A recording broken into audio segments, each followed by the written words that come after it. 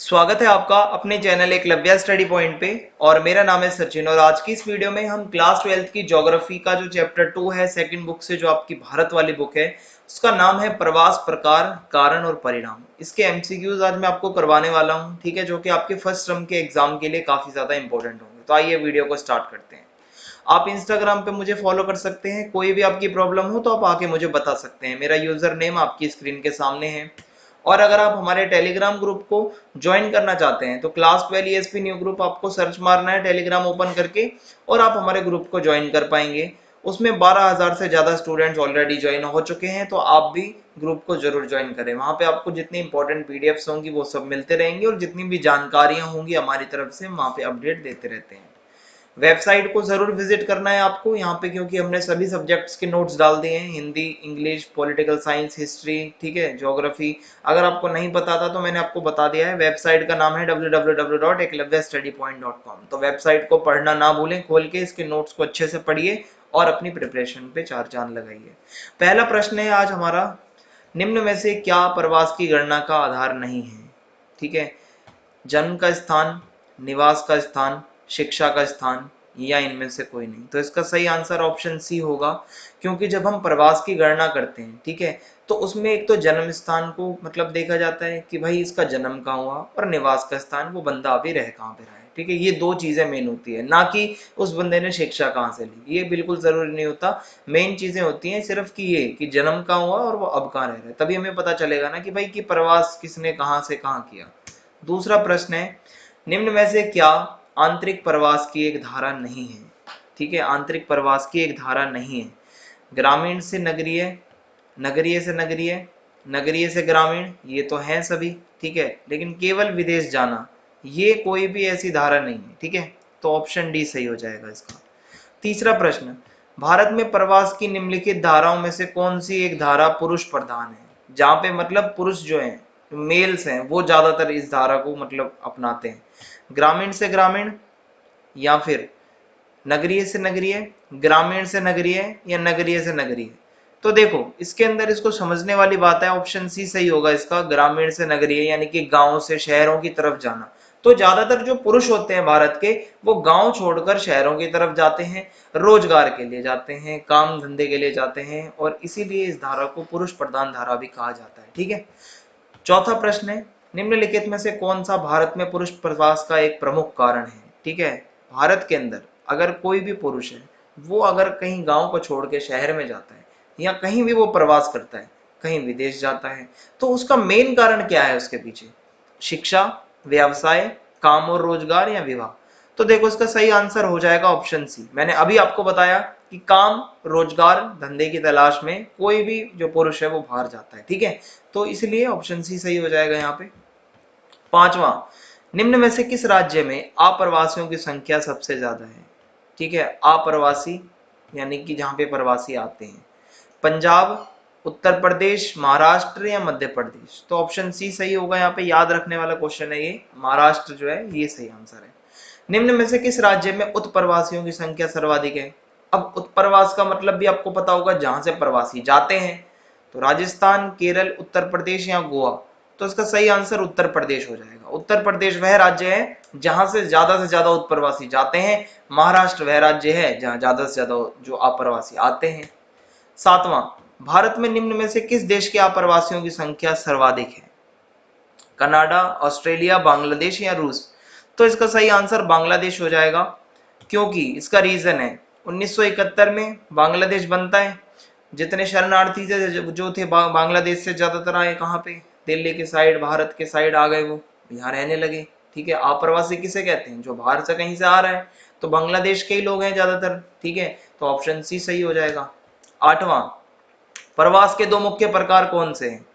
आंतरिक प्रवास, अंतरराष्ट्रीय प्रवास, या ए तथा बी दोनों, या इनमें से कोई नहीं? तो इसका सही आंसर ऑप्शन सी हो जाएगा। आंतरिक प्रवास देश के अंदर ही अंदर होता है, जिसमें नगरीय से नगरीय, ग्रामीण से ग्रामीण, ग्रामीण से नगरीय, नगरीय से ग्रामीण, ये धाराएं चलती हैं। अंतरराष्ट्रीय प्रवास का सीधा सा मतलब है कि भाई आप कहीं दूसरे देश जा रहे हो। ठीक है, ऑप्शन सी सही हो जाएगा, दोनों ये प्रकार हैं। नौवां, निम्न में से किस राज्य में स्त्रियों के प्रवास का मुख्य कारण विवाह नहीं है? ठीक है, मेघालय, असम, मणिपुर, या मिजोरम? ऑप्शन ए यहाँ पे सही हो जाएगा। मेघालय वो राज्य है जहाँ पे स्त्रियों के लिए बिल्कुल भी मतलब ऐसा नहीं है कि स्त्रियां प्रवास करती हैं तो उसका मेन कारण विवाह होगा। हालांकि भारत में सबसे बड़ा कारण यही है, अगर कोई स्त्री एक जगह से दूसरी जगह रहने जाती है या जाती है तो उसका मेन रीजन विवाह ही होता है, शादी के बाद ससुराल भेज दिया जाता है। पर मेघालय में ऐसा नहीं होता। आगे बढ़ते हैं। 10वां प्रश्न, निम्न में से किस राज्य ने अंतर्राष्ट्रीय प्रवासियों से अच्छी मात्रा में हुंडियां प्राप्त की है? ठीक है, हुंडी यानी कि बाहर के देश से जब कोई जाता है हमारे यहाँ से बाहर जाके और वो कमाता है, पैसे चार जोड़ के अपने घर को भेजता है, ठीक है, और उस घर वालों के लिए वो हेल्प का काम करते हैं, पैसे, शादी हो, बच्चों की पढ़ाई लिखाई का खर्चा हो, ठीक है, तो उसको हुंडी कहते हैं, हमने पढ़ा है ये। तो सबसे ज्यादा राज्य कौन, वो मतलब कौन सा राज्य है जो सबसे ज्यादा हुंडियां प्राप्त करता है, यानी कि बाहर से भेजे गए धन प्राप्त करता है? तो इसका सही आंसर पंजाब हो जाएगा। आपको पता ही होगा कि पंजाब के लोग कनाडा में कितने बसे होते हैं, तो समझ लो फिर ऑप्शन बी इसलिए यहाँ पे सही हो जाएगा। 11वां प्रश्न है अब यहाँ पे, निम्न में से क्या प्रवास का एक प्रतिकर्ष कारक नहीं है? देखो, प्रतिकर्ष और अपकर्ष, अपकर्ष यानी कि जिनसे हम अट्रैक्ट होते हैं, प्रतिकर्ष जो बुरे कारक होते हैं। तो हमें बताना है कि इनमें से वो कौन सा एक मतलब प्रतिकर्ष कारक नहीं है, यानी कि बुरा कारक नहीं है। गरीबी बुरा कारक है, बेरोजगारी भी बुरा है, आपदा भी बुरा कारक है, पर बेहतर स्वास्थ्य सुविधाएं तो अपकर्ष यानी कि अच्छा कारक है। तो इसलिए ऑप्शन डी सही हो जाएगा। ठीक है, अगला प्रश्न है, निम्न में से क्या प्रवास का एक अपकर्ष कारक है? अपकर्ष का मतलब जिन चीजों से हम अट्रैक्ट होते हैं, आकर्षित हो रहे हैं, ठीक है, तो ऑप्शन ए अच्छी सुविधाएं, बिल्कुल जी, इनसे अट्रैक्ट होते हैं हम। स्वास्थ्य सुविधाएं अच्छी, इससे भी अट्रैक्ट होते हैं। मनोरंजन के स्रोत, ठीक है, ये भी अच्छी बात होती है। तो उपरोक्त सभी इसका सही आंसर हो जाएगा। 13वां प्रश्न, कौन से नगरीय समूहन में प्रवासी जनसंख्या का अंश सर्वाधिक है? ठीक है, तो ये आपको आंसर इसका बताना है कि कौन सा वो नगरीय समूह है, यानी कि जहाँ पे ज्यादा से ज्यादा प्रवासी जनसंख्या आती है। मुंबई, दिल्ली, बेंगलोर या चेन्नई? तो सही आंसर मुंबई हो जाएगा। ठीक है, और अप्रवासी भी सबसे ज्यादा महाराष्ट्र में आते हैं। भारत में प्रवासी श्रमिक, ठीक है, पश्चिमी द्वीप समूह में क्या करते हैं? हमारा जो पश्चिमी द्वीप समूह है वहां पे ये लोग क्या करते हैं, किस चीज का काम करते हैं? खनन, रोपण कृषि, उद्यान कृषि या इनमें से कोई नहीं? तो इसका सही आंसर हो जाएगा रोपण कृषि।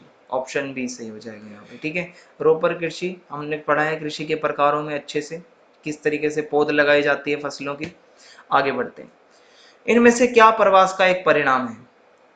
ठीक है, प्रवास का परिणाम, पर्यावरण निम्नीकरण, जनसंख्या परिवर्तन, नए विचारों का आना, उपरोक्त सभी, ये सारे ही इसके परिणाम है। पर्यावरण निम्नीकरण भी होता है, जब प्रवास करेंगे लोग, जनसंख्या बढ़ेगी, पर्यावरण को भी थोड़ा थोड़ा नुकसान पहुंचेगा। जनसंख्या में परिवर्तन तो होगा ही, क्योंकि जहाँ से लोग आएंगे वहाँ की जनसंख्या कम हो जाएगी, जहाँ जहाँ के बसेंगे वहाँ की जनसंख्या को बढ़ा देंगे, तो चेंज आएगा जनसंख्या में।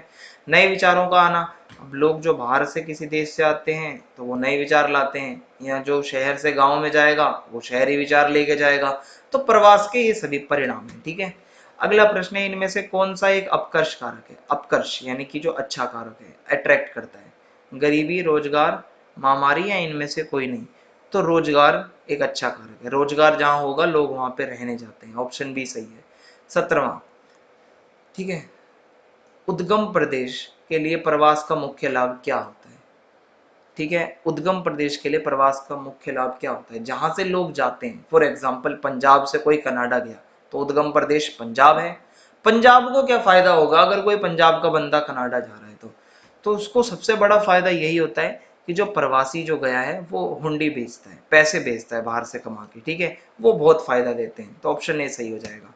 18वां, परिवार नियोजन, बालिका शिक्षा तथा अन्य नए विचार प्रवास का कैसा परिणाम है? ठीक है, प्रवास के भी बहुत सारे परिणाम होते हैं, जनांकीय परिणाम होते हैं, ठीक है, जिसमें जनसंख्या परिवर्तन होता है, सामाजिक परिणाम, आर्थिक परिणाम, इनमें से कोई नहीं?